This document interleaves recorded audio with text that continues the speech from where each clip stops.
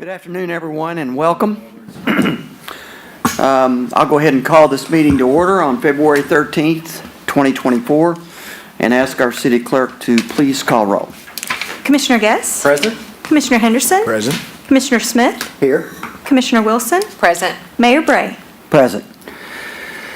I'd ask Commissioner Smith to do our invocation, and then we'll remain standing for the Pledge of Allegiance. Father, we thank you for your grace and goodness. May your face continually shine upon us so that your ways may be known in our communities. Amen. I pledge allegiance to the flag of the United States of America and to the republic for which it stands, one nation, under God, indivisible, with liberty and justice for all.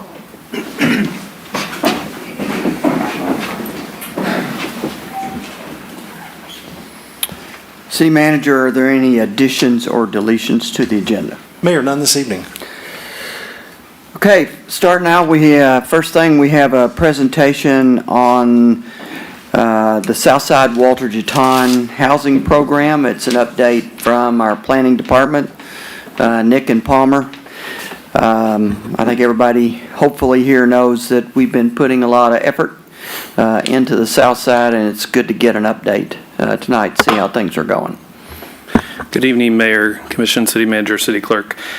It's been 6 months since we have released the incentives for Southside, specifically for the Walter Jeton neighborhood. So we wanted to provide an update of how that program is going and answer any questions that you guys have about where we're at with the program. So I'll turn it over to Palmer Streets. Okay. Thank Welcome, you, Nick. Palmer.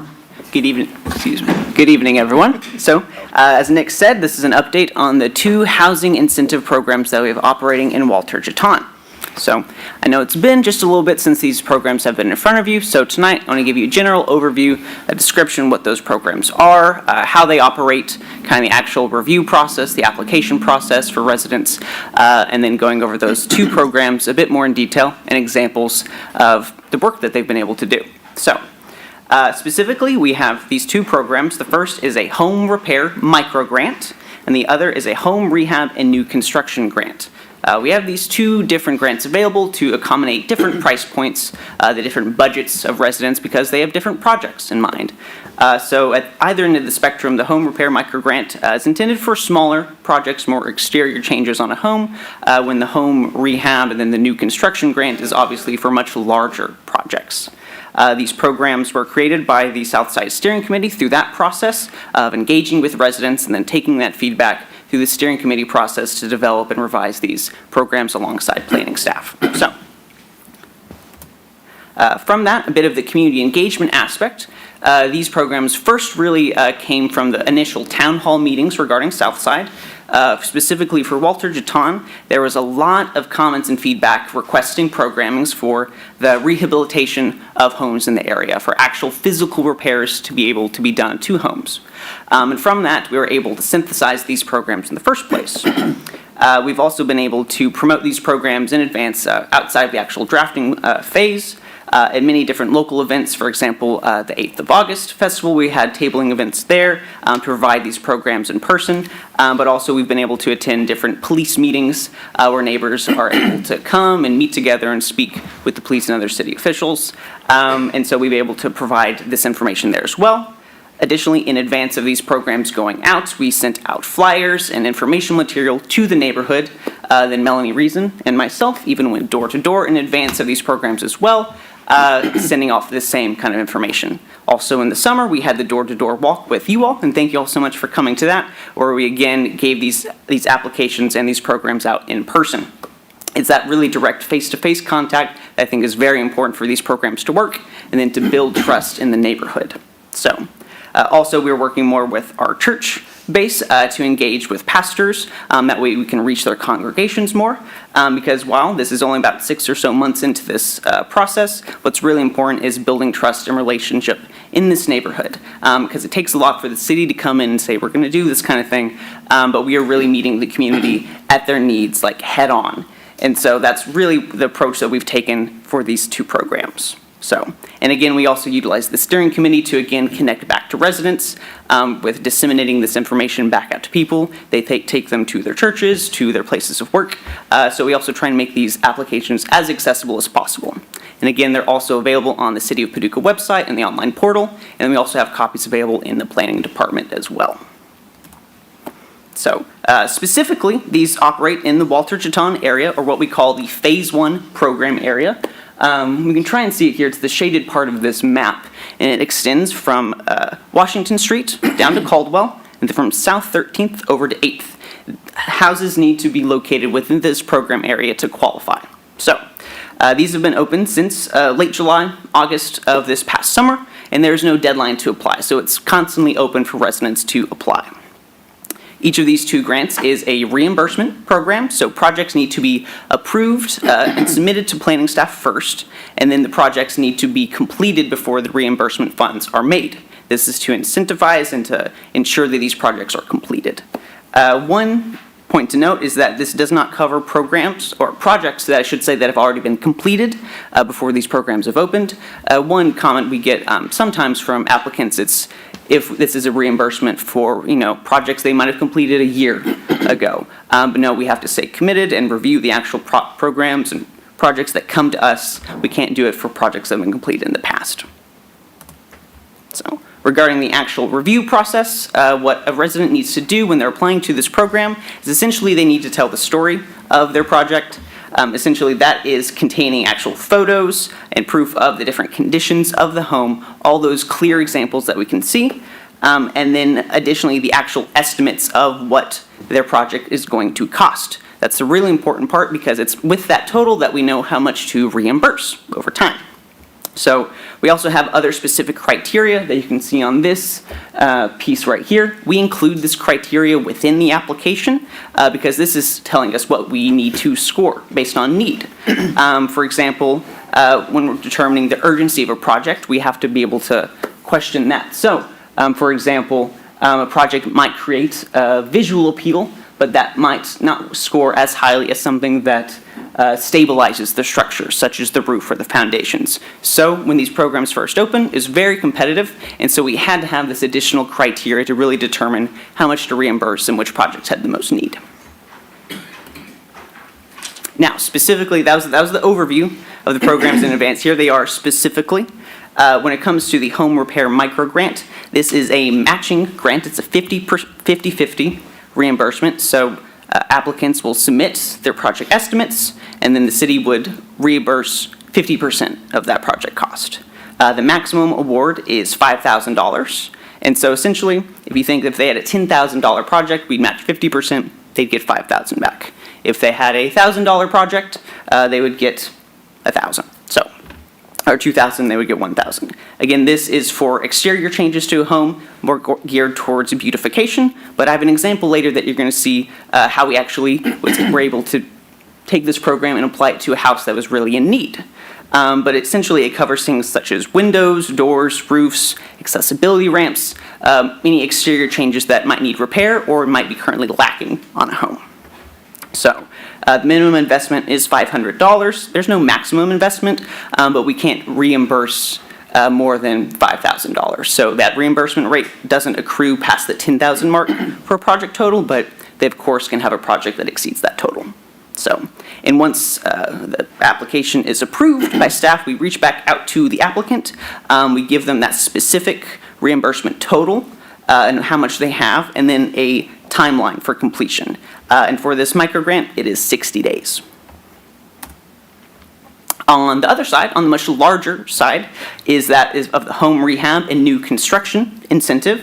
Again, this is for much larger projects. The minimum investment on this program, in contrast, is $50,000 as opposed to $500,000. So this is for really big new additions to homes, even new construction, things possibly such as foundation repair, electrical, all those really big projects that can really add up over time. So this is reimbursed not in a matching grant, but either a 15 or 20% reimbursement of their total.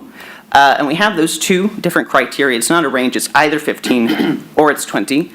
because that 20% is actually attainable if they go through what we call the Beyond Code program. This is where if in the construction of a new home, they use more energy efficient methods, appliances, materials, and they're eligible for that extra 5% as opposed to the original 15% available. So the maximum award for this is $27,000. So from that, here are the responses that we've gotten so far since these have first opened up. We've received a total of 14 housing applications, and we have since approved 8. There's a couple different reasons why we might disapprove an application. That might be just an incomplete application. We do work very hard to offer technical assistance to every applicant that we have in working them through that process, but sometimes people ultimately don't provide the actual receipts or the estimates from a contractor, so we can't approve it based off of that. We also have received applications that are located outside of the program area, and we have to stay committed to the area that we've currently defined, and we can't approve it for projects that are outside of it. But that is still very useful information to know because it tells us where this program needs to grow in the future. It tells us what needs exist in the community. So when it comes to the actually approved applications, we have 6 with the micro grant and then 2 with the rehab new construction. And so I have a map here of the Walter Jeton neighborhood in our program area, and you can see the micro grant cases are in blue and the new construction is in red. Now, when it comes to the actual budgets of these programs, when it comes to the home repair micro grant, we started with a budget of $40,500, and we have since awarded $27,984 of those dollars, and that's all within 6 individual applications. And so that ranged from applications that went just under $3,000 to primarily most of them all qualifying for that $5,000 award. That leaves us with a budget of $12,515, which equates us to about 67% of that budget used. Currently, that leaves us maybe about 2 full awards left, and then just a little bit left for some other smaller project. When it comes to the home rehab and new construction, we only have had 2, and that ranged from $7,800 to the full award of $27,000. Again, since these are for much larger projects, we have expected this to be a bit more slow as opposed to the micro grant. That micro grant was the one specifically requested from the neighborhood to really address the immediate repairs needed in the Jeton area, and so this program can still apply to new construction. But we are aware that we want to offer more services and more needs for developers because this is still a bit small. $27,000 will go a long way for a homeowner, but we know we want to do more in the future. So we have about $86,700 left in this project, so we can still do a couple more full awards for homes in this area. Now here are examples of these programs in action. So when regarding the micro grant, here was a home that was in dire need of a roof replacement on Jeton. It was very mismatched, it was leaking, and it was in very need of repair. So they were able to utilize our micro grant program to get a full award to actually cover the expenses to get a brand new roof placed on the home. So this is the kind of work we really like to see in Jeton. This is the kind of work requested from the neighborhood, and this is the work we've been able to provide. So another example, a bit different from the one before, actually involves some plumbing and landscaping repair. I actually met this resident at a police community meeting. They were somebody who had already done several repairs to their home in advance, maybe a few years ago, and they were a bit upset that they couldn't immediately qualify for our new program. However, they were still interested and understood when the time could come, they could still apply. And sure enough, not maybe about 2 weeks later, they did have an accident in their home with a plumbing line breaking underneath their house. And this caused several problems in the home. They couldn't use their plumbing and also really messed up their yard in a lot of ways. And so it opened up quite severely. So they're able to apply to our program to get it reviewed very quickly, and because of the urgency of it, we were able to approve that application, and they were able to do the work, and then we were able to reimburse them with those funds to be able to pay for this very critical project. On the other side, regarding the new construction grant, we have one new home being made in the neighborhood. This is on Oscar Cross Avenue. It qualified for the full $27,000 award. It was done through Paducah Alliance of Neighbors. Because of our work in the Juton area, PAN has decided to work in there as well, and they're using this program as a critical, important part of their funding for their new homes. So this home is about 60% built currently, and PAN has plans for about 3 more homes in the Juton neighborhood using our programs. So if you haven't seen this before, I highly recommend you go check it out. I think it's great. So now regarding the incentives going forward. Again, this is just a 6 months or so progress update, and we're going to stay committed in our Phase 1 program area. We're going to stay in Juton. It is just Phase 1. We will grow over time, but we're staying committed to this neighborhood, to the residents, and we're going to continue to drive applications and get responses for people to help more people. That looks like utilizing our Southside Steering Committee 1. I'm always constantly giving our committee members their applications to take out to the community. One comment, some feedback that I've received so far regarding these specific programs is that the neighborhoods were a bit hesitant at first to know that the city programming was available, and they were a bit looking to see who would try it first. And so that's why it kind of a little bit of a creep over time. But with each individual application being approved, each project being completed is a success, not just for the homeowner, but it is for the entire community because it builds that trust with the city taking this initiative in this neighborhood. So I think that's a really great success to take away from this program with all of these different applications working and building off the success of each other. So we're staying committed to Juton in Phase 1. We're getting more people to apply, using the steering committee to build those relationships to keep going out, but we're also going to have more direct community engagement in terms of maybe an evening event, surveying in advance to really have those more face-to-face interactions with the residents. Now again, with housing as a whole, outside of these 2 incentive programs, we do look to grow the entire housing approach and possibly partnering with developers, offering more incentives to actually cover more cost of construction, to kind of sweeten the pot, I suppose, if you will, but also really looking ways to better utilize our surplus property program and the vacant lots that we have. I know there's a couple different ideas of what we can do with those. But ultimately, we also will ask eventually for a greater financial backing so we can create new programming to really offer more services regarding housing in these areas. So that concludes my update on these 2 incentives. I welcome any questions. So, I've got a couple. Going back to the house where there was some plumbing issues, how does insurance play in that? So is the homeowner able to put in an insurance claim and then we perhaps? we haven't encountered that specifically, but I would imagine so. Whatever costs they really submit to us, we will consider. I haven't seen an insurance part come in if we're going to pay some portion of that, but we do list very specifically what these grants do cover. We haven't really considered that insurance angle, and that might be one to look in for it a bit more, but it hasn't been something we've encountered since.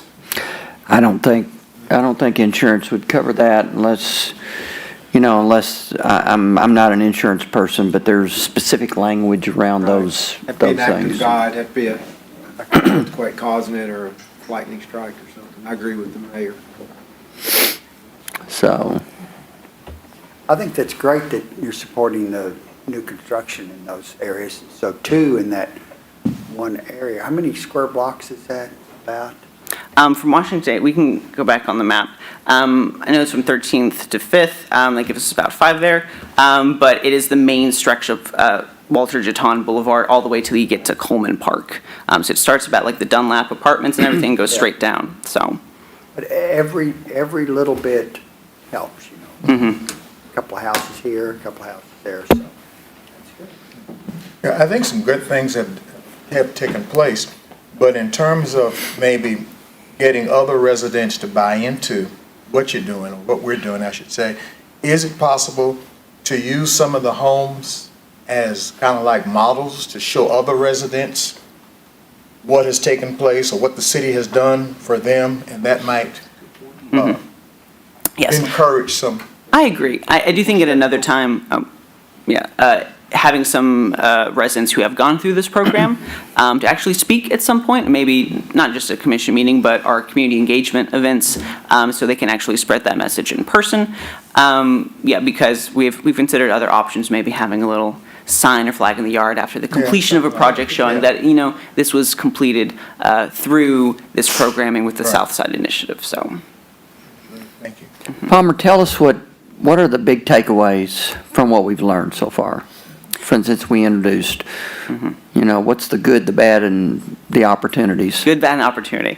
The good is that we have listened to the community, that through our engagement, we have identified the specific concerns within this neighborhood, that they recognize Paducah has a history of neighborhood revitalization, specifically with Lower Town and Fountain Avenue, and that they have recognized that they have been underserved over time.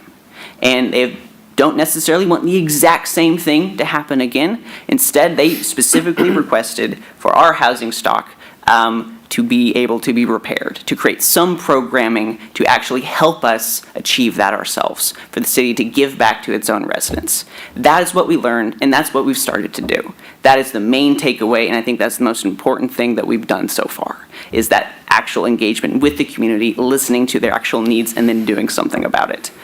I do recognize that, comparing things again to Fountain Avenue in Lower Town, that it's not at the current scale, but I don't think that's what these two programs are intended to do right now.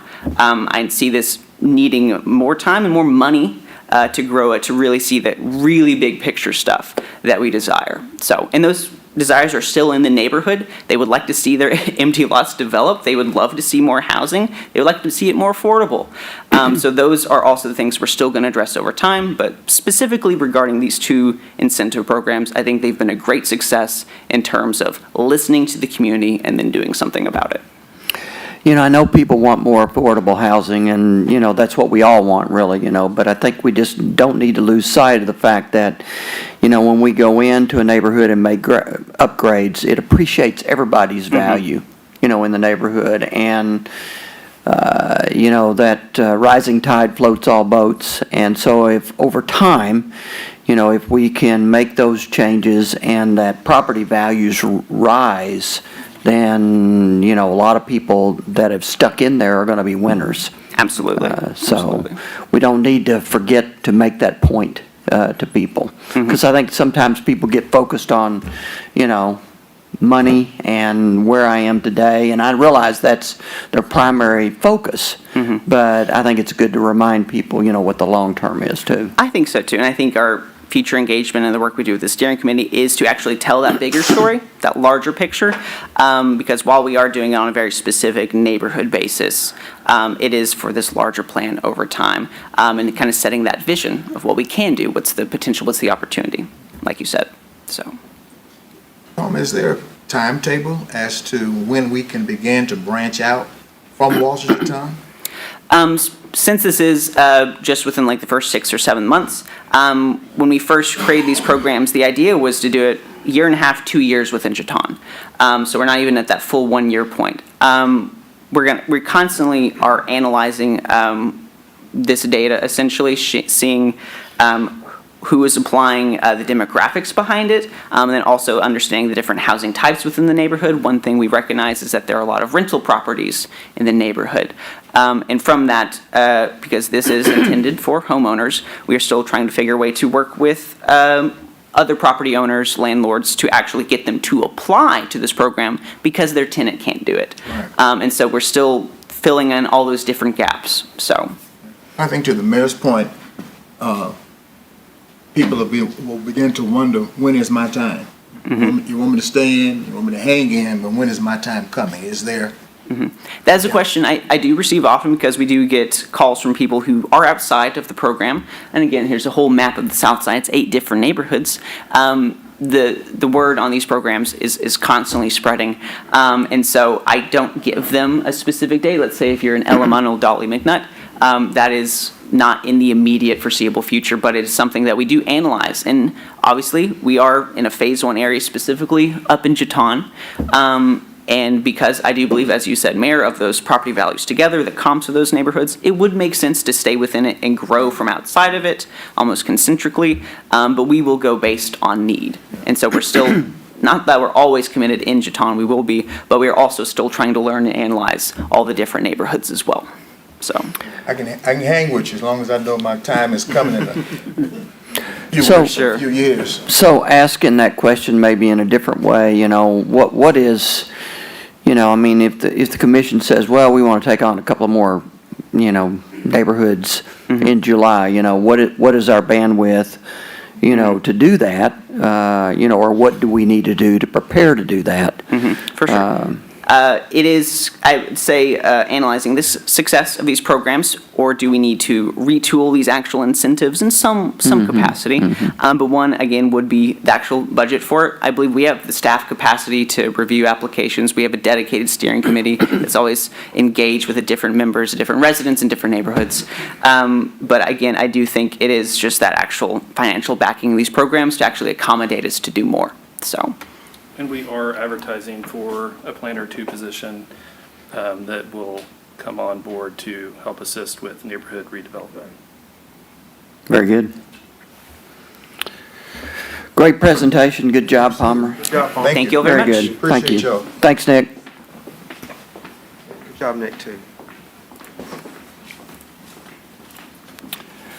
Okay, Chief Laird is here to make a presentation, the Paducah Police Department and some of our annual statistics.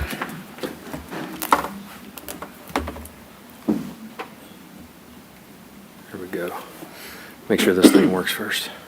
All right. Good evening, everyone. Have a brief overview of some of our 2023 statistics for the police department, as well as the 911 center. We're going to start with a review of some of the crime stats from within inside the city.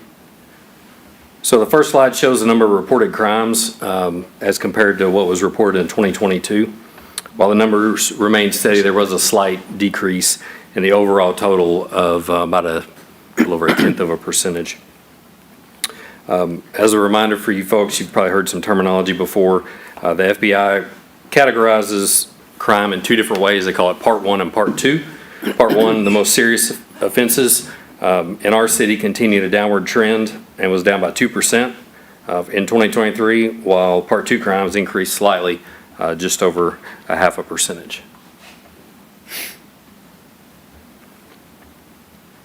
So this here is a breakdown of what is classified as a Part 1 crime.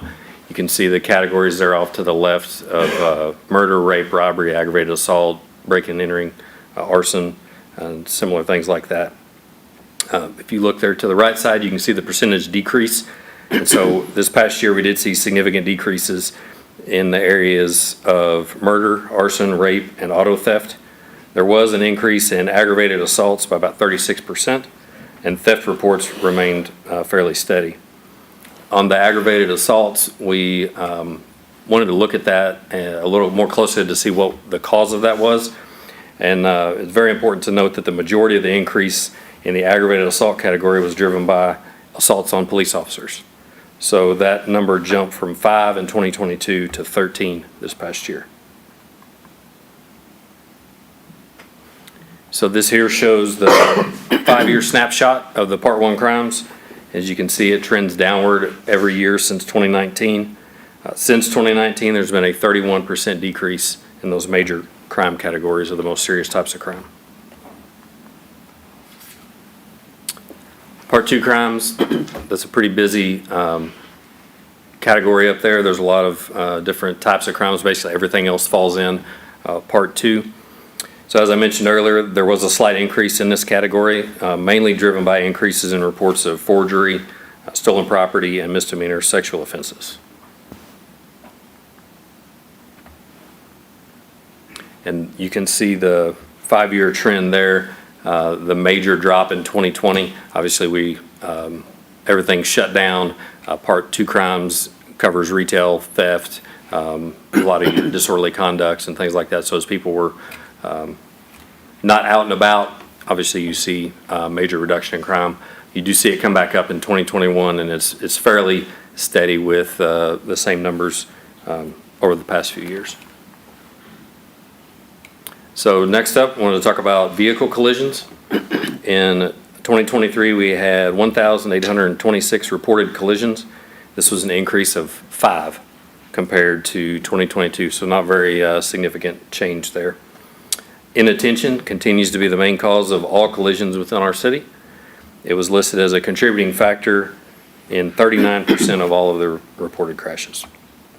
We did see a decrease in fatalities with only 1 death in 2023 compared to 3 the previous year. One of the areas that we placed emphasis on this past year was traffic enforcement. During the 30 neighborhood meetings that we had, bad driving behavior was one of the top issues that was discussed.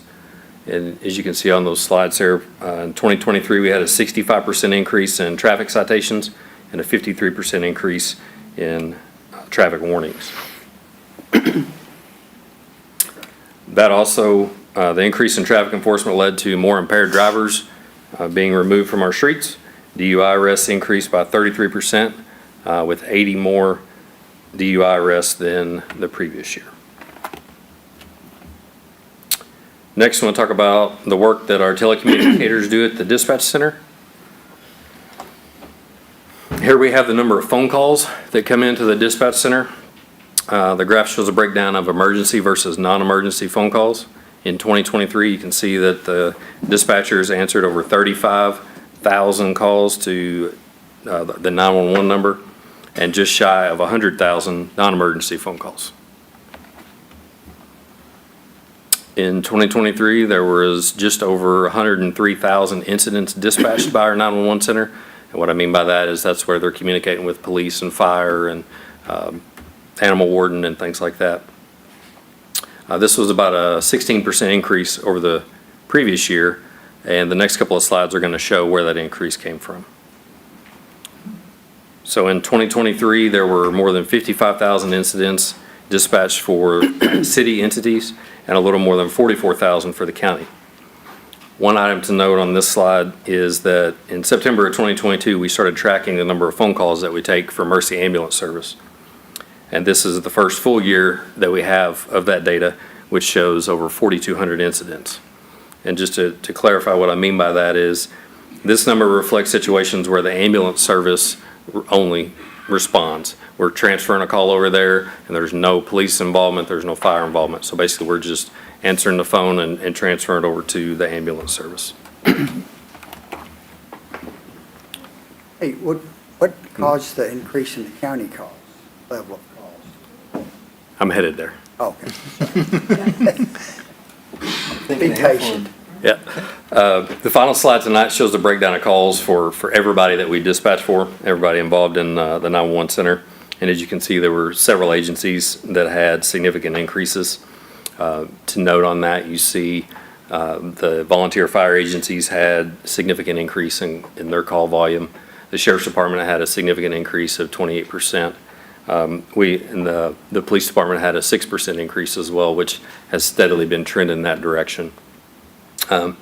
Some of asked for a few details without getting into the operations of those entities that I don't have any control over. The Police Department, we looked at our traffic enforcement numbers as well as we were fully staffed twice during 2023. And so obviously with more officers, we're able to be more proactive and go out. And so I think that accounts for the majority of what our increase was. The county fire calls, some of those agencies have changed their response to medical calls, and so they're actually responding to more medical calls now than what they used to. So they're going with the ambulance service a lot more often. And then look at some of the categories for the sheriff's increases. It was premise checks and serving of court papers, and then their community involvement had increased as well. So that is the end of the presentation. I know it's kind of short and sweet. Be more than happy to entertain any questions if you have any, or go back to any slides. Did you answer Commissioner Smith's question? Yeah, thank you. Thank you. That's a great report, really. Chief, I know, I'm sorry. Oh, just saying good trends. Chief, I know you and I have had this conversation. I think it'd be valuable for the commission to understand. We talk about those total number of calls, 103,000 or something, I think was up on that slide. across all agencies. For a population of our size, if we were doing benchmark against other cities of similar size, where do we stand in the number of calls versus other cities like that? Significantly higher. We recently looked at Henderson and their joint city-county dispatch center, and we were several thousand calls above them. Thank So you. why is that? I I'm sorry? wonder why that is. They It's have just, police, fire, and they have the same, They don't have the same daily population that we do. They don't handle the same amount of people coming into their city as what we do. And that's into the city and the county of as course, a they're whole. right, they got they have Evansville right by them, I guess, which is, Evansville probably swells. probably. too. Wonder what Owensboro would be, because Owensboro is maybe more similar to us, they're maybe in the middle of, not a lot around them. Thank you. I wonder why the sheriff's calls went up 28% and we only went up 6%. I mean, I know it's we got a higher base and all, but any inkling on that? I think it's just some operational things that they were doing differently, just based on, conversations that I've overheard and some of the calls that I've seen that they've been out on. I think they're categorizing things more now than what they used to. Okay, we good? All right, thanks very much, Chief. Thank you, sir.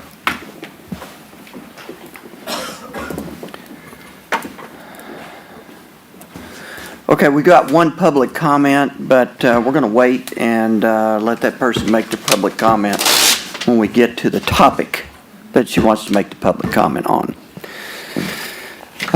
So we'll move now to the consent agenda. Items on the consent agenda are considered to be routine by the Board of Commissioners and will be enacted by one motion and one vote. There will be no separate discussion of these items unless a board member so requests, in which event the item will be removed from the consent agenda and considered separately. The city clerk will read the items recommended for approval unless any commissioner would like an item removed for separate discussion. Okay, so I'll ask the city clerk to go on and read the items recommended for approval. Approve minutes for the January 23rd and January 25th, 2024 Board of Commissioners meetings. Receive and file documents. Appointment of Matthew Turley and Tara Sawville to the Code Enforcement Board. Matthew Turley will replace Melinda Winchester, who has resigned. Said term shall expire August 22nd, 2026. Tara Sawville will replace Inez Rivas Hutchins, whose term expired. Said term will expire February 26, 2027. Personnel actions, a municipal order amending the fiscal year 2023 through 2024 position and pay schedule for the full-time employees of the City of Paducah, Kentucky. A municipal order amending the fiscal year 2024 pay grade schedule for employees of the City of Paducah, Kentucky. A municipal order accepting a 2024 Community Development Block Grant in the amount of $200,000 through the Department for Local Government for the Four Rivers Behavioral Health Center Point Recovery Center and authorizing the mayor to execute all required grant award documents. A municipal order amending the rental rates for the Robert Cherry Civic Center pursuant to Chapter 70-32 Parks and Recreation of the Code of Ordinances of the City of Paducah to include fees for second consecutive day rentals. So moved. Second. Call roll. Commissioner Guess? Aye. Commissioner Henderson? Aye. Commissioner Smith? Aye. Commissioner Wilson? Aye. Mayor Bray? Aye. So the next item on the agenda are some board appointments. And maybe I'll go ahead and ask the city clerk to read them, and then I'll discuss it. I propose motion that the Board of Commissioners approve the action of Mayor Bray in the following Brooks Stadium Commission appointments and reappointments. Reappoint Joshua Tyler Parker for a term that shall expire December 31st, 2027. Reappoint Chris Cappick for a term that shall expire December 31st, 2027. Reappoint Alex Blackwell for a term that shall expire December 5th, 2027. Appoint Neil Carroll to replace William Cox, who has resigned, for a term that shall expire December 5th, 2027. And appoint Philip Hudson to replace Sam Good, who has resigned, for a term that shall expire December 5th, 2026. So moved. Second. So the week before every commission meeting, we have what's called an agenda review meeting. And I get together with the city manager, the city clerk, and a group of us, and we talk about the agenda for the next week. And one of the items we go over is whether or not to put things on the consent agenda or bring them out in the open for more discussion. Now, the consent agenda, definitely has its advantages, because if it's things that are, in the whole scheme of things, not quite as important or as interesting, then we leave them on the consent agenda.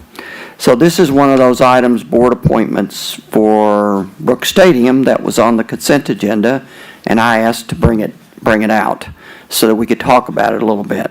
The reason I did is because we have a little bit of the changing of the guard going on at Brooks Stadium. Doc Heidig has been chairman of that board for many, many years, and those of you who know Doc know how important he has been to Brooks Stadium. I mean, it has been his baby. He has cared for the field. He is a Paducah institution, really, when it comes to baseball. So Doc has resigned as the chairman, but remained on the board of directors. So we will continue to have his knowledge. But Jay Smith has taken over as chairman, and so we are reappointing some of the board members, and we are appointing a couple of new board members, Neil Carroll and Philip Hudson. Neil was on the board previously. Philip is a new member to the board. I call this out only because Brooks Stadium is an important city asset.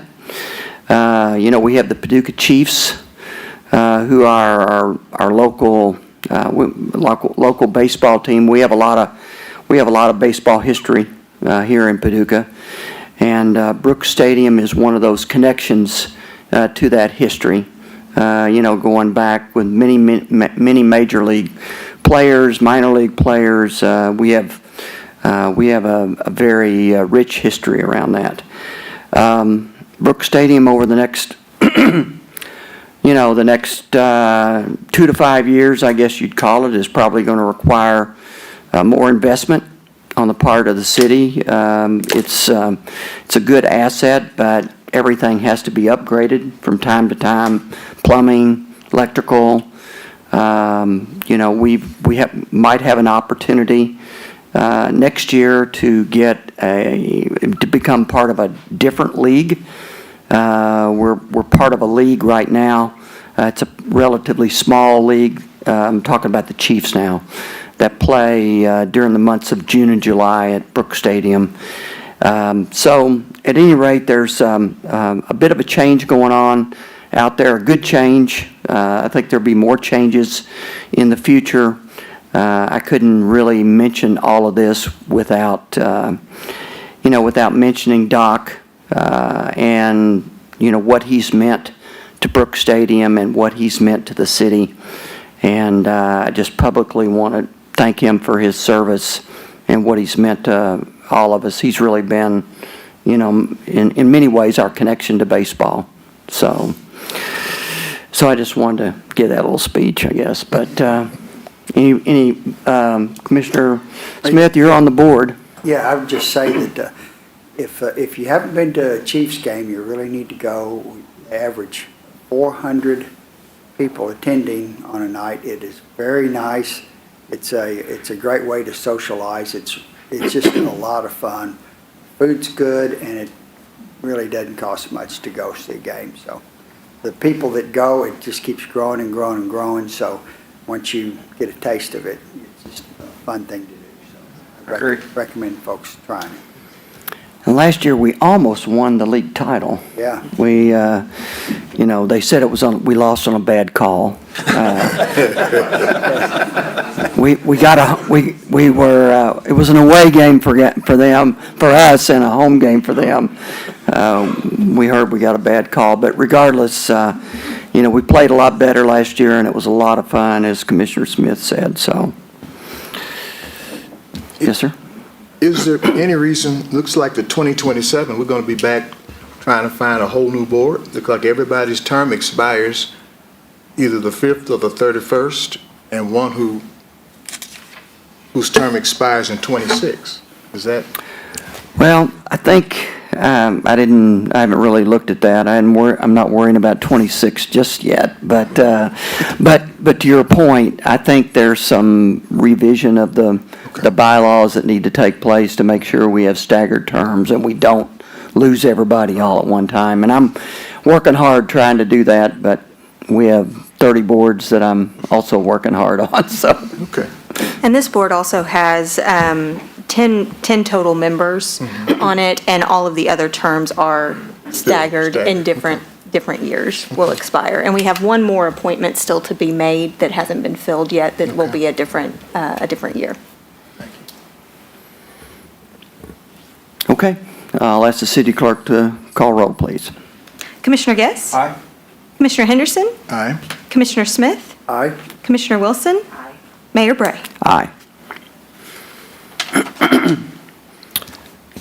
So we have 4 municipal orders. I'll ask the city clerk to read the first one, and then, is John out there somewhere? Yes, okay.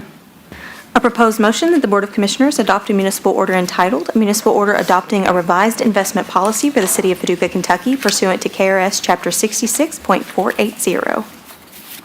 So moved. Senator, Sir? And Thank you birthday very- boy. Thank you very much. What'd you happy say? birthday. Well, thank you very much. Appreciate that. Good evening, Mayor, Commissioners, City Manager, City Clerk. Way to spend it.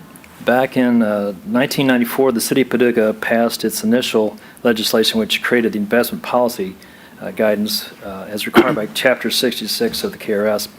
The last revision was passed on February 13th, 2007, 17 years ago today. This proposed revision brings our policy up to date for things like the amount of FDIC coverage from $100,000 to now $250,000. It updates eligible, allowable investments per KRS Chapter 66. It modernizes collateralization requirements and updates performance standards and glossary of terms like the annual comprehensive financial report, and removes unnecessary definitions and terms. I'd be glad to answer any questions you might have at this time. You missed your birthday for that? It's just a luck of the draw. No questions here. Yeah. Thank you, John. Thanks. Thank you. Call roll, please. Commissioner Guess? Aye. Commissioner Henderson? Aye. Commissioner Smith? Aye. Commissioner Wilson? Mayor Bray? Aye. Okay, I'll ask the city clerk to read the next municipal order, and then Lindsay will actually explain it, so. A proposed motion that the Board of Commissioners adopt a municipal order entitled, "A Municipal Order Approving an Energy Project Assessment District EPAD Program, Financing Agreement, Notice of Assessment, and Final Energy Project Notice of Assessment for the Block Mining Incorporated PACE Financing Project, and authorizing the execution of all documents related to same." So moved. Second. Mr. Jones, would you like to tell us what we're getting ready to vote on? Yeah, so as a refresher, I know you have kind of the one-pager that we had explained last May. Boy, time flies. Last May, what was passed was the Energy Project Assessment District Ordinance, which essentially allowed, the entire city to become PACE eligible, if you will, for non-single-family residential property owners. So, commercial, industrial, the whole gamut of that. So at that time, we really had idea that it would be, the first participant would be, a development project downtown, and we certainly still hope that happens sooner rather than later. But in the meantime, we did have an applicant come forward that obviously is, clearly stated there, and we do have representatives of ownership here if you would have any specific questions of them. But so in essence, then what has happened is the participant has come forward. They have applied through the program administrator, and again, Energize Kentucky is the program administrator that helps coordinate all this from the standpoint of communication and making sure that the project and the property is eligible and meets all those guidelines. This is also private funding. So there was a private lender. Peachtree Credit Group is the entity, although they have, other kind of sub-entities that actually funds the project. So we worked with them. They are a good known PACE lender. So we, oversaw and kind of helped coordinate all that.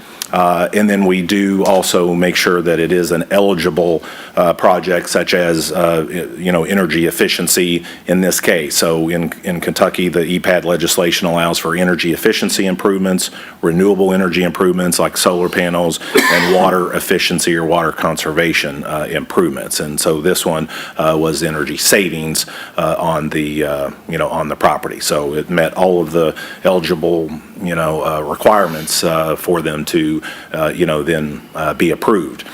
The other thing that I would just mention to you as a reminder is that for the city, this is simply a pass-through special assessment. So the property owner has agreed to the special assessment schedule for the term, and and there's no funds from the city being put up. There's no risk if there would be a worst-case, scenario of delinquency.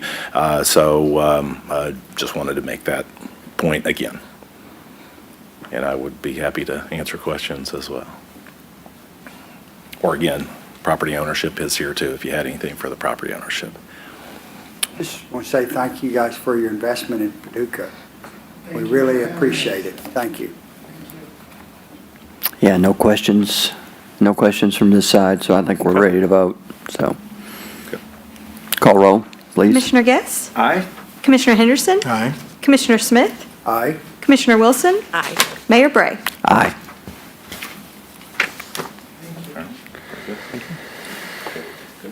Okay, the next municipal order has to do with the new outdoor sports complex and the Stuart Nelson Park Road, so I'll ask the city clerk. Thank you, gentlemen, for being here. Thank you very much. Yes.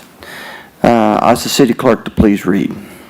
A proposed motion that the Board of Commissioners adopt a municipal order entitled, "A Municipal Order Approving the Proposed Construction Design of Stuart Nelson Park Road as recommended by the McCracken County Sports Tourism Commission and in accordance with the interlocal agreement for the development and operation of the Paducah-McCracken County Athletic Complex and authorizing PFGW Architects to advertise the request for bids." So moved. Second. Good evening, Mayor, Commissioners, City Manager, and City Clerk. Darren, just jump right in if you feel like it. So last week, the Sports Tourism Commission was presented design for Stuart Nelson Park Road improvements as part of the project with the Paducah Sports Park, which is also partially being funded by the ILA. Kenny McDaniel with BFW is here to talk about details of the project if you have any questions. But this basically will be an expansion of Stuart Nelson Park Road. It's not the main entry into the new park project. It's still going to be the Downs Road will be the main entrance. But we do want to take the opportunity to improve Stuart Nelson Park Road while we're working on this project to help with traffic in and out of the complex. And while Kenny's coming up, Mayor Commission, I'll remind you that as part of the ILA, the city and the county agreed to share the costs of the improvement of the road. Also, a couple years ago, the county was able to acquire $500,000 from the Commonwealth of Kentucky, and that $500,000 will be first in dollars to apply towards this, and then we'll split the balance. Both the city and the county will split the balance equally. So we both equally share in that $500,000 grant, and then we'll split the cost equally on that. However, going forward, it still remains a city road and still remains a responsibility for the upkeep and maintenance of that road, just as it is today on the city's porch. Kenny?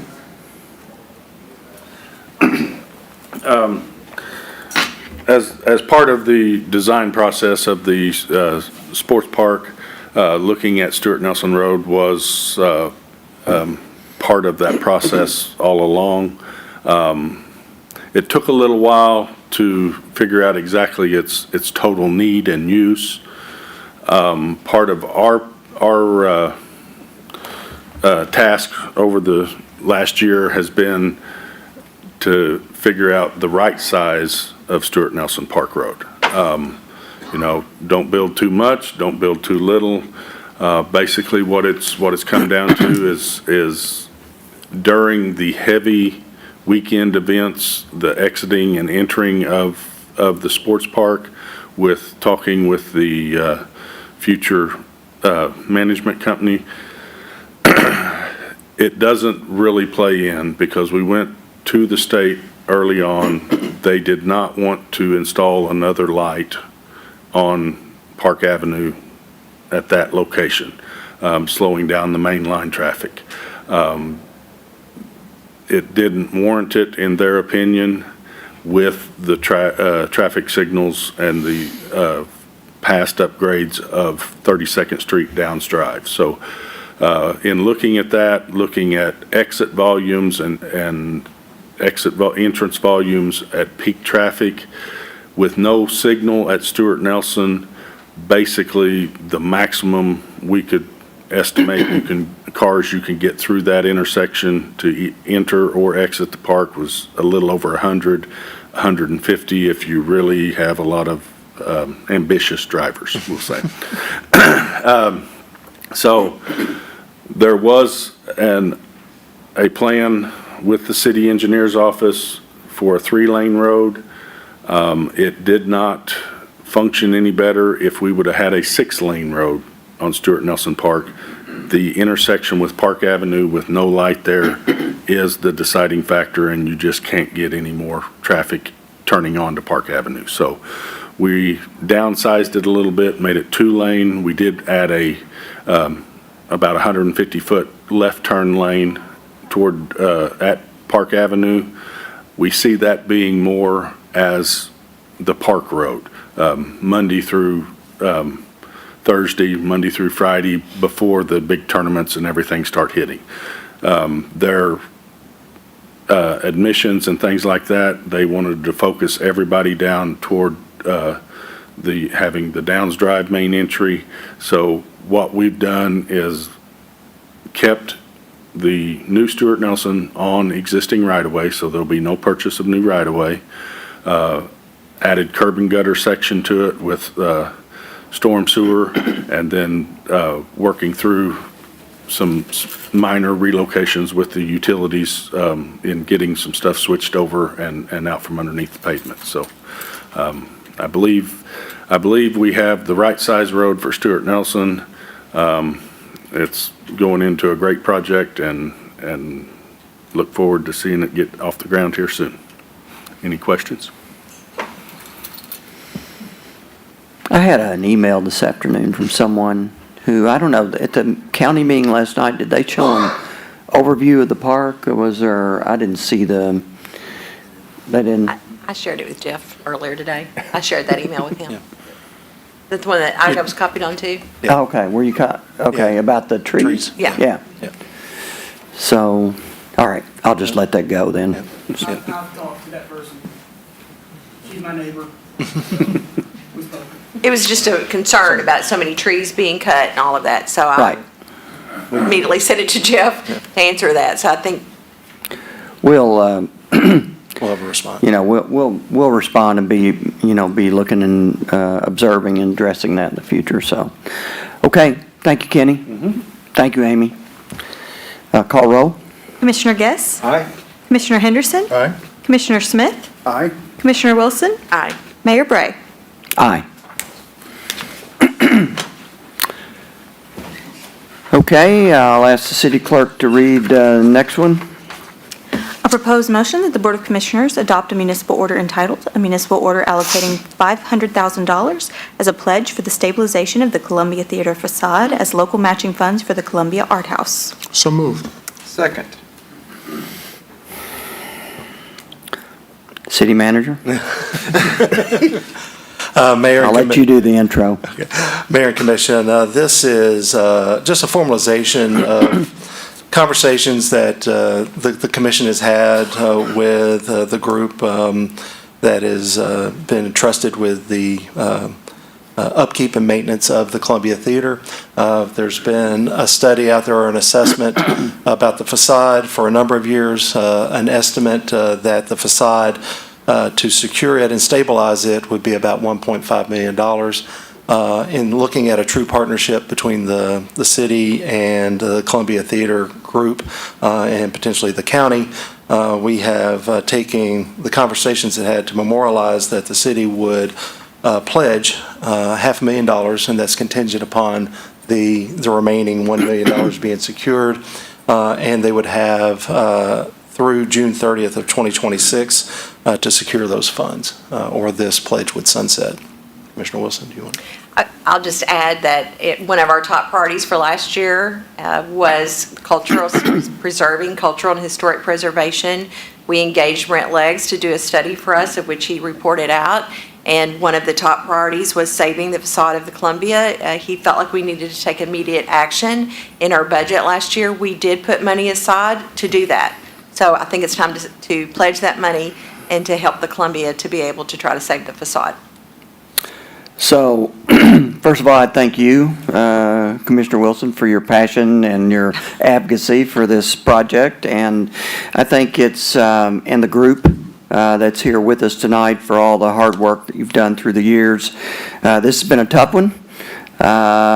We all recognize the Columbia Theater as an asset in the community. Nobody wants it to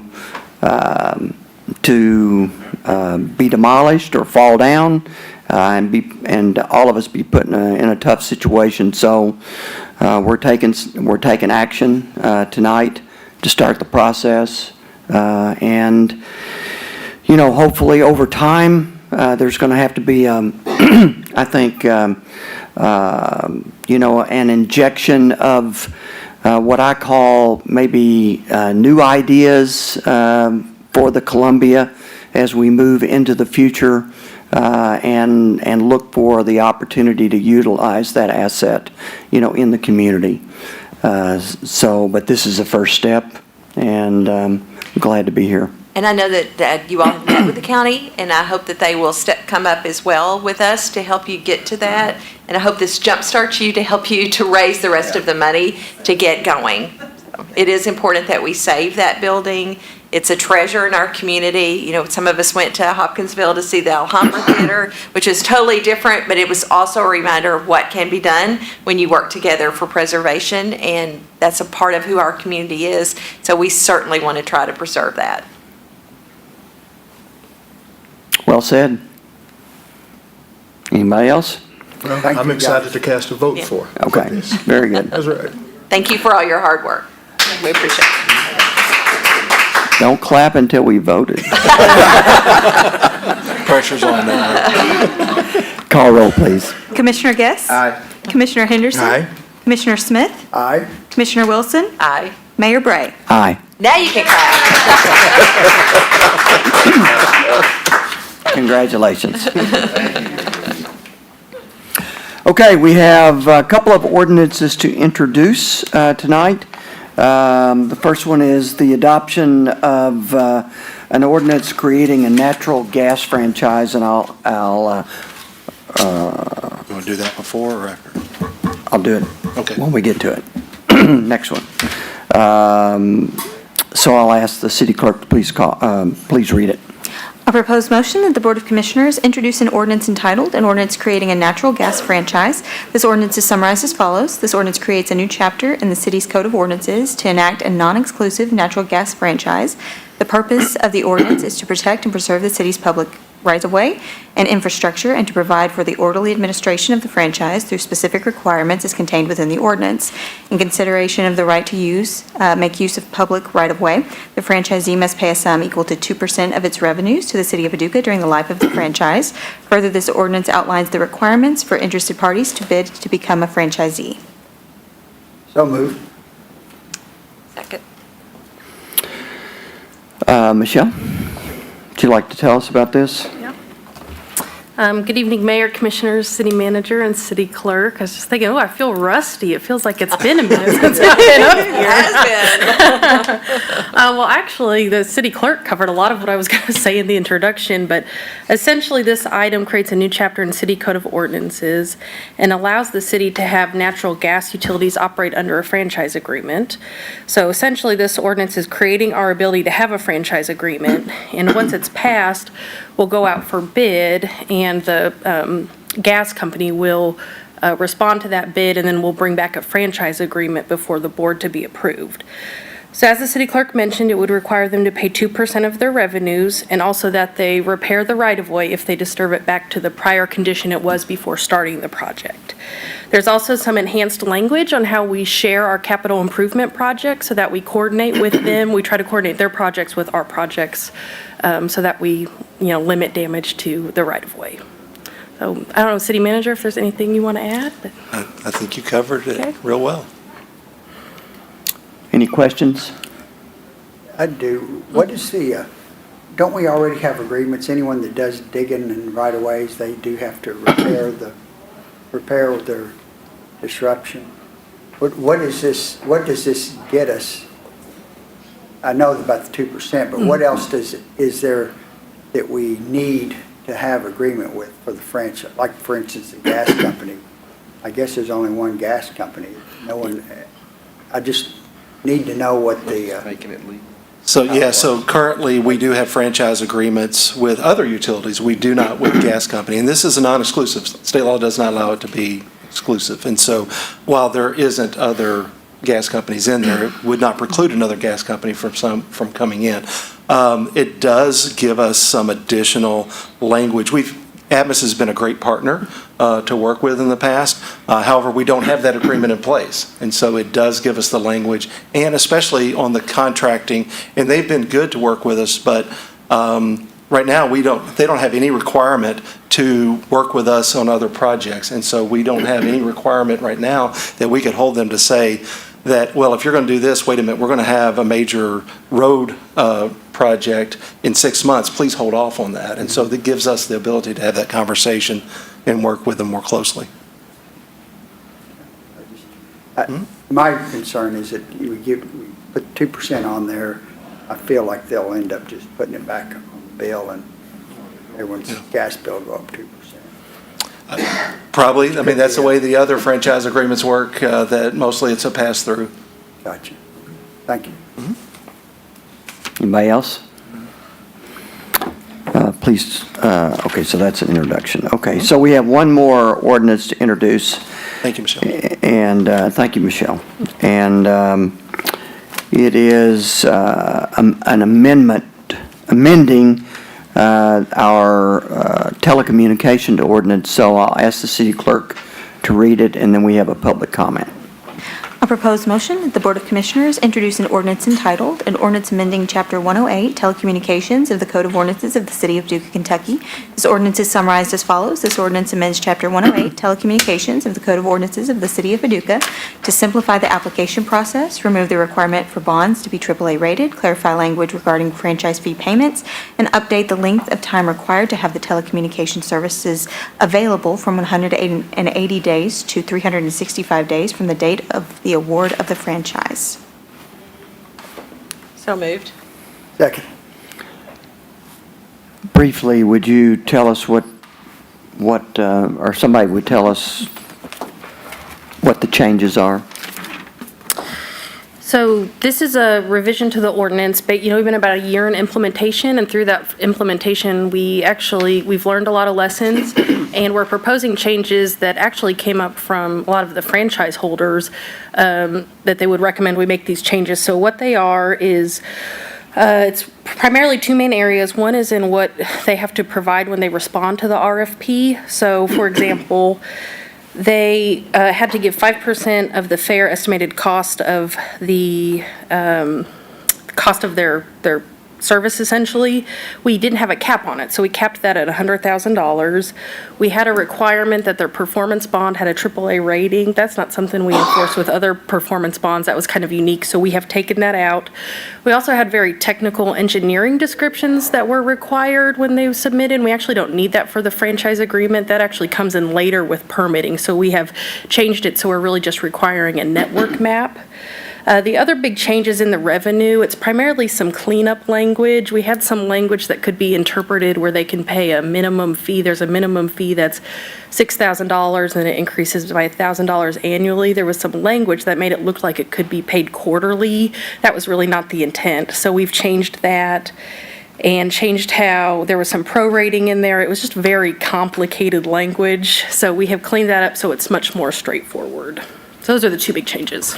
You know, it's interesting, when I first read that ordinance, when we first started down the road, you know, we used an attorney that was an expert in Kentucky on doing these, and so they dropped this, you know, Yep, this that's agreement right. on us, and That's then right. we made some changes because it didn't seem right, you know, so I think it's, eventually we'll get there, That's right. apparently. That's right.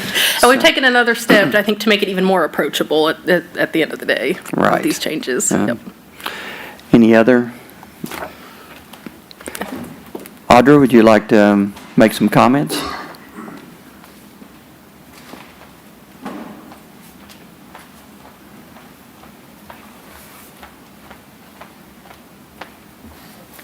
Thank you guys for letting me make some comments on these changes to the ordinance. I wanted to provide a quick update too, since we've had our franchise for a year now.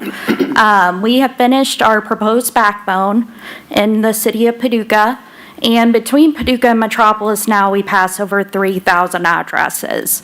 And that's just amazing for the length of time, you know, we've been around, we've been doing this. And we have also hired in the last couple weeks a few employees to work in the city of Paducah to help us install some more customers. And as far as these changes, we do like most of the changes, like, for example, the network mapping and the application process and the bonds. We would like to have the flexibility to pay our franchise fee quarterly. For a small business, that does allow us more flexibility and allows us to do more for the city. And for example, $7,000 can hire a few more employees and also allow us to make installations at about over 100 houses. So I wanted to offer you guys that feedback. And once again, I want to thank you for working with us on getting a franchise agreement here in Paducah. And you provided some of the input for the changes that we made, right? I mean, Yes. that's, okay. Well, thank you for your investment in Paducah, and, you know, I agree, 3,000, you know, addresses, that's a lot of work. Yeah, it's real impressive. So, I see a lot of your updates, and I get a text occasionally, you know, worrying me to death, you know, about. Oh, yeah. I'm just kidding, but your truck looks great, and so, you know, keep up the good work, and thanks for being here tonight. Appreciate it. Thank you. Okay.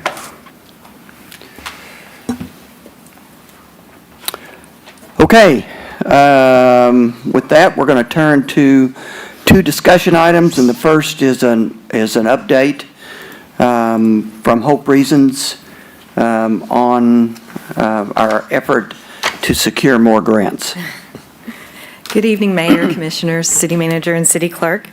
So tonight I'm going to be presenting based on the second quarter of the fiscal year of October through December, as well as a little bit for year-to-date.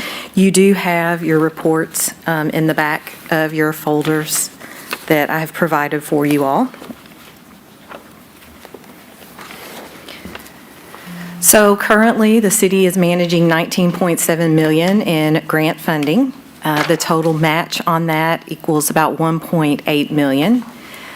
During the last quarter, the city submitted 6 grants applications with a total amount of $245,585 requested. We were also closed out 6 grants during this time frame. And that should say second quarter, sorry. The grant awards for the second quarter, we received 3 of those totaling $69,685.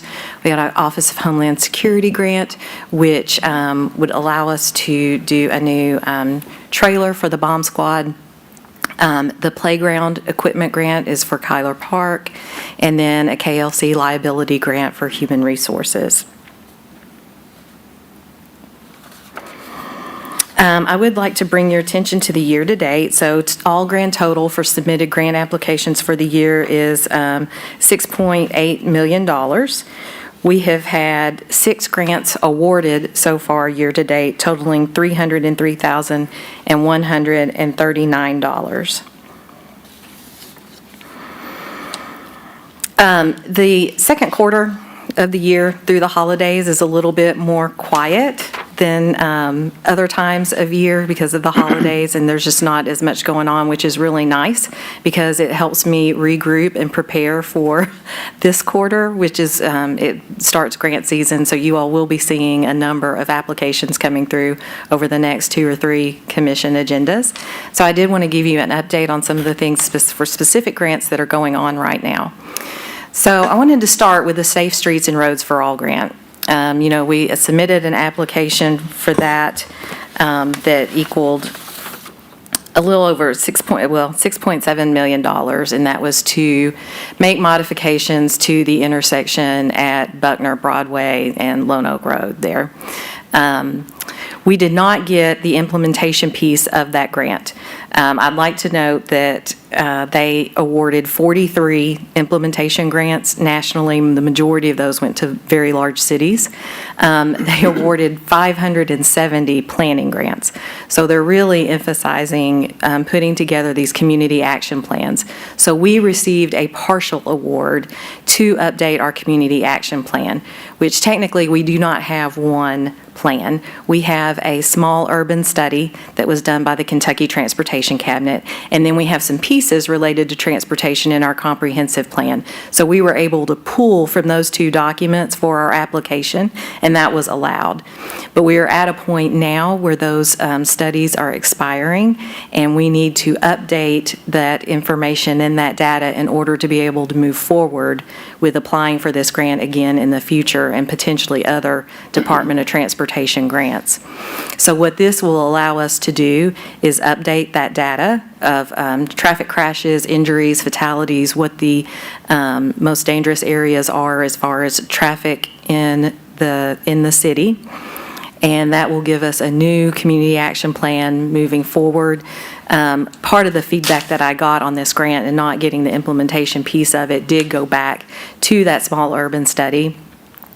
One of the things in that study was done before a lot of the new renovation and new businesses came into that intersection. And so at the time, it was medium priority. And so there were, even though in the application itself, I went on to explain how new development has increased traffic and increased risk in that area, they went back to that original plan, and we did get dinged some for it being, rated as a medium priority instead of a high priority. So this will give us a chance. I'm sorry? What intersection is that? It's the one at Broadway and Buckner and Lone Oak Road. Okay. There. Corbella Mushroom. Yeah. So this is a good thing. I received word today we should get our grant agreement for this next week. So that will be coming before you again. But I just wanted to kind of give you all a brief overview of what has happened with that grant and why we got just a partial award for it. This is really just for planning. It is for planning. So then will we be able to reapply? Yes. Okay, but that'll be next year? Yes. So It it's will. planning around that project specifically? No, it is planning for the community as a whole, for traffic fatalities and crashes for the city as a whole. Curious, how much will that plan cost? Will this 80 grand pay for that entire plan? The 80 grand would require a $20,000 match for a total of $100,000 to do the plan. And that will cover it? That was the estimate that was given to me when we were writing the grant. And that was in conversation with the Highway Department, Yes. Transportation Cabinet. Sounds like something we need. Yep. I'm a little hazy, I guess, on the federal grant versus the state grant, or the fact that the state, has that, since we're talking about the Coke plant, that particular project, it's out there in their 6-year plan.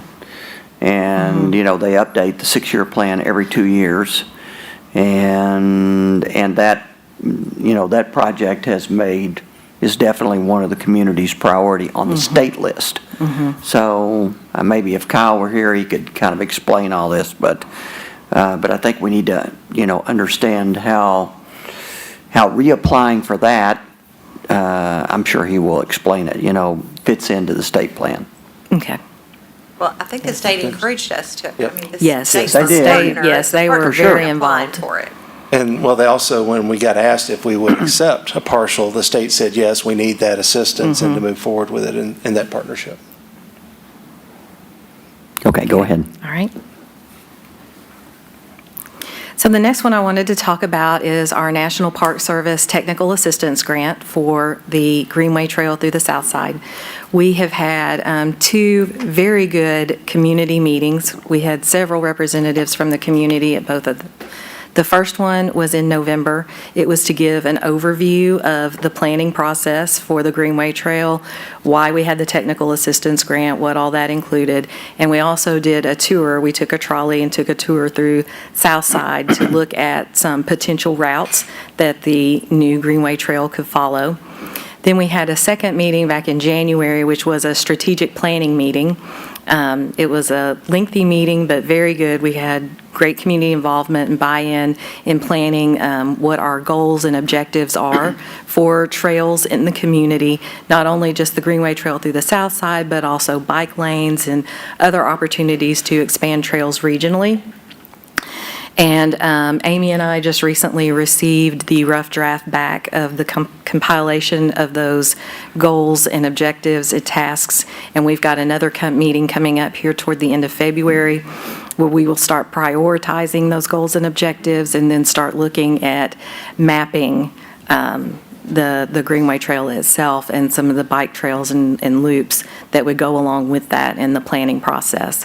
So I'm very excited about what this potentially has to bring, and thus far the meetings have been really productive and really good community feedback from it.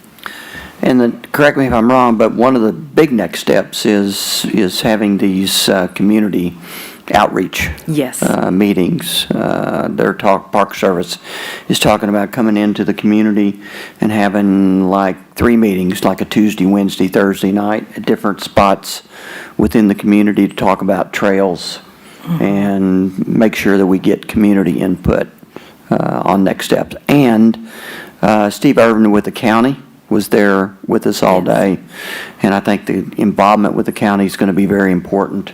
Because we're talking, the trails are, potentially are going to extend out into the county.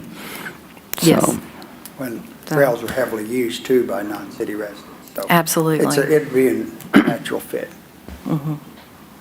It is. Okay. Next, I wanted to talk about our 2022 Port Security Grant. We received that to, initially we thought update and install some new cameras. For 6 new cameras total. We ended up replacing some of the cameras that we thought we would just update because they had water in them and they were no longer functioning. So this grant is just about complete. There is still some merging of the feeds from the cameras onto another server, but we did get 6 new cameras along the riverfront. They are near the farmers market, kind of on each side of the farmers market in the parking lot. We have one that is on 3rd Street that overlooks the transient boat dock. And then there were 3 more that were installed at the Ohio River boat launch. So that has been a really nice new addition. The cameras are being monitored and has been a really successful implementation of that grant. where are they monitored? The police station. Okay. And then, last but not least, since the CDBG grant came through this week, I did ask them to give us some highlights of some of the work that they have been doing. So in 2023, in their Phase 1 graduates, they had 87 individuals earn what they call alumni status. That means they completed the program and they have also been involved in the aftercare program and taking the steps to reintegrate back into the community. They also, their clients exceeded 5,000 hours of community service for various projects throughout the community, throughout the city and county. And then through a partnership with WKCTC, they were able to get 8 clients, help them obtain their GED. So I know we see this come through each year, and I thought it would be nice to kind of see some numbers as to how many people it's helping and the things that they are doing with the program to help those that are addicted to alcohol and drugs and overcome that and get back into the community and doing well on their own.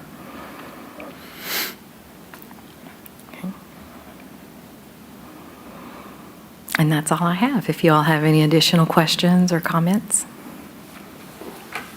Yeah, just a couple of comments. You brought up bike trails and cameras, so, I mean, eventually, just let us make sure all of us are still focused. I mean, we're going to have, I mean, we're in the planning stage right now for any extension of bike trails, and so we're going to have to be on the lookout, for larger grants, that would actually help us, build more trail.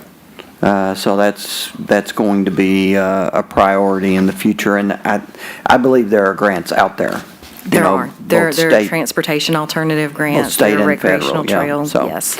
The other thing you mentioned was cameras, and I know we got that through a security grant, but it just brings to mind, and I don't know if these are grant eligible, but I do think that we should move forward in having more cameras in our downtown area. I know, you and I have talked about that. I don't know if they're grant, if that's grant eligible from a security standpoint. I know it's not, river oriented. And I don't know if there's grants available for that, but I do think that needs to be a priority. Is security in our downtown and to actually have cameras that can capture things that happen. The other thing, we were in a discussion today with Forest Hills, about the Forest Hills development out there, and they mentioned grants, housing grants, and they just made the comment, there's grants out there, and I can't I can't respond to that, whether there are or there aren't. But I do know with all the emphasis on housing, I think that's going to come out of the commission priorities this year. I think we need to be on the lookout for housing grants. Every kind of grant, we need to be exploring every opportunity, because I think the city is going to really emphasize housing this year. And so some sizable grants could really help us make huge progress, faster than we want to, or that we're, that we can commit financially to. So those are my only comments. Thank you. I will, Mayor, to your point about the Forest Hills Hope, and actually, Amy and I were meeting with Dr. Shively, and I held him over and made him late for a meeting with Hope to talk about Brownfield grant and the opportunity for Phase 1 assessments that we have, hopefully, and Hope's doing some work already, to see if we can extend the footprint, checking on the opportunity to extend the footprint of where our Brownfield grant assessment is, that may allow us to look at that area over there for some environmental assessments. And so Hope's working on that. And then also for the commission's understanding, and Hope and I had a brief conversation last week about it, but with the number of nonprofits, and you mentioned the group that we met with today, talking about grants, we feel that there's an opportunity for us to be supportive in the nonprofit community by providing some grant training. And so Hope and I began a conversation about that, and look to bring you some more information in the near future about how we can offer grant training for those nonprofits, taking the expertise of Hope and some others to assist them with, give them some ideas. I think that's a great step forward. All these, we have a lot of nonprofits in the community. They're always, some of them have a little bit of expertise in grants. Most of them may not. Sometimes a grant just kind of like manna from heaven, it drops on them. But if we could get them to thinking about how to pursue grants, it could benefit the entire community. Yes. And I'm sorry. I was just going to say, and to the city manager's point, Nick and I did meet with Dr. Shively today to talk about 2 different schools where we could implement those brownfield funds that he was talking about to do those assessments. So there's definitely opportunity. I know they were talking about particularly the Forest Hills, maybe long-term being some affordable, an area for affordable housing as well. Yep. I guess that was my question, the brownfield grant. Are you talking about where the Forest Hill School is? Would that, what? So Hope, you want to, so our brownfield grant that we have, you want to explain what we have on that, the assessment? Yes, so with the brownfield grant, what that covers for us is it allows us to go in and do a Phase 1 environmental assessment, which is basically, it's like a book report. They look at the history, they tour the building, they, gather all this information about it to determine if there's the potential for any environmental conditions in that building. And if there are, that would lead into a Phase 2 assessment where they actually go in and sample and determine if any cleanup is needed. And so that's like the launching point, the first steps when you've got an older building, like I know Cooper Whiteside is over 100 years old, and one of the schools that they want us to look at. And so what that does is it provides the funding for us to be able to go in and do those assessments and potentially come up with a cleanup plan to get those buildings, that land, to where it would be appealing to a developer or to do something new with that building. So are these grants, of course, this is city doing this on another taxing entity's property, the school system. Is this the school system, can they not get their grants? Or, I mean, do they have the capability of getting the same grant? Well, why are we involved in it, I guess? Well, the city applied for a couple, was it about 2 years ago now, or about a year and a half ago? Yes, We about applied 2 for and years. awarded, maybe one or two in the state of Kentucky for, we received a $500,000 of this assessment grant. Other entities can apply for them. So they're actually not city dollars. They are the federal dollars through the brownfield grant that we are able to use on other properties that we don't own or that we do own, have the potential of owning, to evaluate that.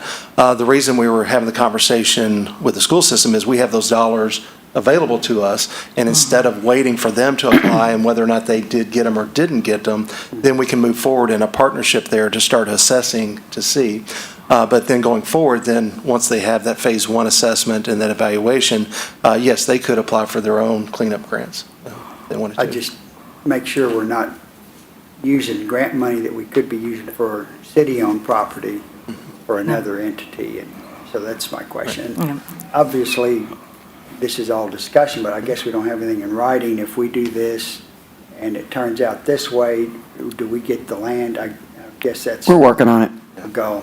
Okay, I just would like, encourage us to have some sort of agreement. Okay, thank you. If we can get to that point, we're working on it. I'd like for us to get to that point before we start spending our grant money on, that's my comment, so you guys know where I'm going. Well, the evaluation also, the other positive side of it is that having that assessment on the front side gives us the information that, hey, there's some heavy environmental issues and we may not want to pursue that property until it was cleaned up. And so we wouldn't want to have a, agreement. But also there's some language about that also about getting the Phase 1 before you actually take ownership of property as well. Thank you. Okay? All right. I think, all right. Thank you all. Thank you very much. All right, the next item is, a discussion item is a Commission Priorities Annual Report.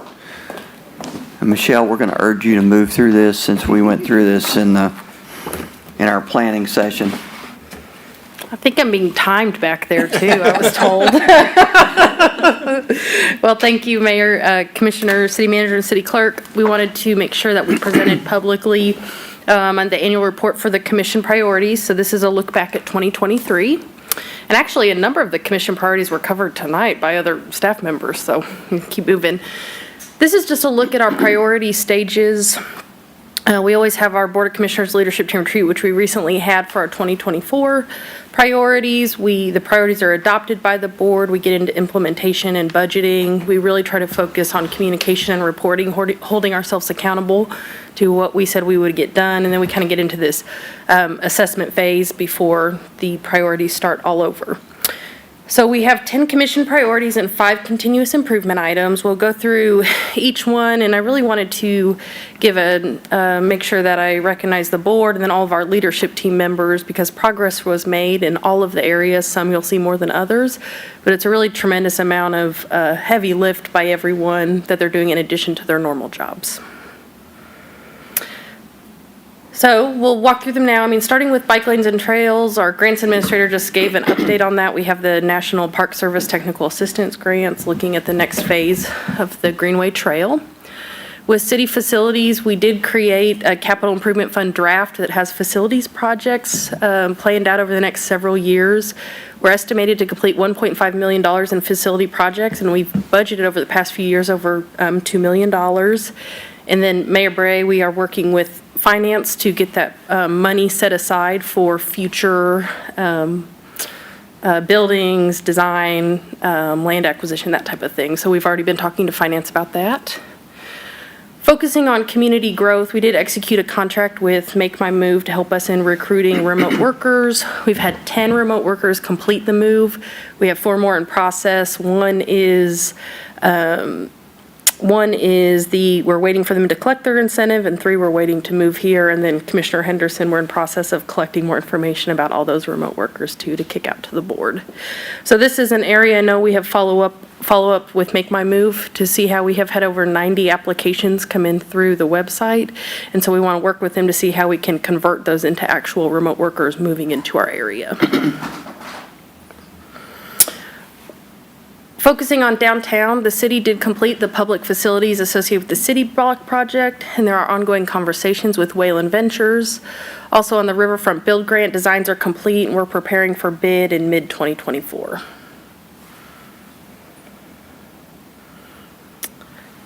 With housing, we recently had a pretty large meeting on the comprehensive plan. It was a joint meeting with the county where we've established 6 themes that are anticipated to be adopted in 2024.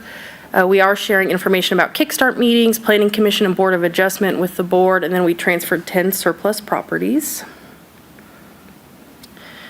Minority inclusion is an area where we I think completed a lot of the tactics we said we were going to do this year. Of course, there's still a lot of work to be done, but the Human Rights Commission is holding regular meetings. We have the diversity specialist recruitment underway. We also did complete a employee survey with the help of Murray State, and then based on that feedback, we focused on some training that our employees took focused on emotional intelligence and implicit bias. So this is an area where we really hit a lot of the tactics we said we were going to focus on this year. Looking at neighborhoods, police did a tremendous amount of work holding 30 meetings, meeting with 49 neighborhoods. They came back with some, specific information that was shared with the departments. They also implemented a 2-officer team focusing on addressing neighborhood traffic concerns and placed a department-wide emphasis on traffic enforcement. And then, of course, they are supporting Roland Town's neighborhood watch efforts by going to those meetings. I think they provided some stickers, that kind of thing. With quality of life, we really focused on awareness. So there were 2 separate beautification and code awareness campaigns. That one is still going on, the Considerate and Kind Paducah. Our communications manager also worked on Lend a Helping Hand. We had a reach of over 40,000 on social media. We also focused really on mental health in the month of May, and then suicide prevention in September, and we had over 39,000 reach with social media for those topics. We also have a PATS bus that we wrapped with suicide prevention awareness. We had billboards, so we really put a lot of focus into community awareness. And then our Human Resources Department organized a lot of employee participation events, and we had over 175 employees participate in Lunch and Learn. So that was really popular, and I know that's going to be a continued priority for this year, so we'll continue to focus on that in 2024. Looking at revenue equity, the finance department really prioritized payroll and property tax collection efforts. They did a number of tactics, like sending notifications earlier, kind of personalizing follow-up. We also added a revenue technician that they're recruiting for. And with Southside enhancements, of course, the big story is the residential and business incentives, which Palmer presented on earlier tonight. So it makes my job easy. We have 5 continuous improvement items. So one, wanted to mention South 25th Street. This was a project we completed with ARPA funding, and you can see the pictures there, but we were really able to focus on curb and gutters and sidewalks. That really helps with stormwater conveyance on 25th Street. With the joint city-county sportsplex, they're finalizing construction documents and are working to get those out to bid. The dog park relocation is underway, and we talked about Stuart Nelson Park Road today. On 911, this is an area where there was significant progress made. Of course, we approved agreement. The city and county approved an agreement with Communications International. Then there's ongoing governance and funding discussions. So this was another area of really significant progress. With protecting key historical and cultural resources, the Roach Heritage Group presented recommendations. Tonight we had the Columbia Theater Group here, so this was another heavy lift in 2023, and we'll continue. This will be a continued focus for 2024, and talking about Hotel Metropolitan and how we support that organization. And then on continued efforts to improve operational efficiencies, we really focus on technology advancements and a 311 awareness campaign. This will be a continued discussion, especially around the development process in 2024. So that's a look back at 2023. We are in process of developing the 2024 priorities based on our retreat on Saturday, which will be brought back as soon as possible for the board to vote on, so we can get started on next year's. So what would the time frame be, getting those back in front of us? I mean, I assume we're going to work through them a little bit to make sure that we don't miss any of the things we talked about, but... I'd love to get them on the next meeting if we can in February, but it may be the first meeting in March. I don't know, the city manager, what? Yeah, I think there's a lot of data to collect and get so the commission can, as we go forward and put that forward for you, don't want to bring it back to you half-baked, but we'll definitely, I think, within the next 2 or 3 commission meetings to target, because we do have to have that finalized and adopted as part of the budget process, so sooner rather than later. Yes. Yeah, I just don't want to rush it. I want everybody to have a chance to talk through it, because we spent a lot of time and effort, on Saturday, and I don't want too much time to pass. Right, agreed. So if we can't get it at the next commission meeting, let's make sure that we get it at the one after that if we can. Yeah. So. Sure thing. Okay, great. Thanks, Michelle. Thank you. Appreciate it.